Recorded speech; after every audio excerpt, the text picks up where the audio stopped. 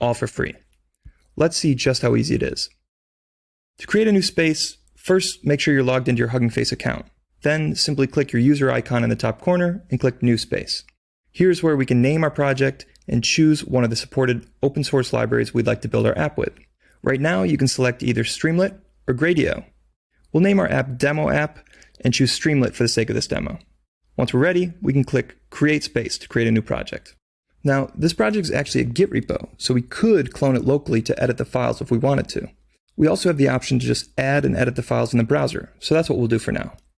Let's add a requirements.txt file to our repo, which is how we can define our app's Python dependencies. To do that, we'll navigate to the Files and Versions tab and create a new file using the dropdown on the right. We'll name the file requirements.txt and add a couple dependencies, in this case PyTorch and Hugging Face's transformers. When we're done, we'll hit Commit New File to add it to our Spaces repo. To create the app itself, we'll add in another new file named app.py. In this file, we'll quickly define a simple Streamlit app that uses the default sentiment analysis pipeline from transformers to predict how positive or negative a given input text is. Just like before, when we're done, we'll hit Commit New File to add that application file to our repo. In just a few lines of code, we're finished, and we can view our running app from the App tab. If we choose to make our space public, we can easily share our app with anyone around the world by sharing the link to this space.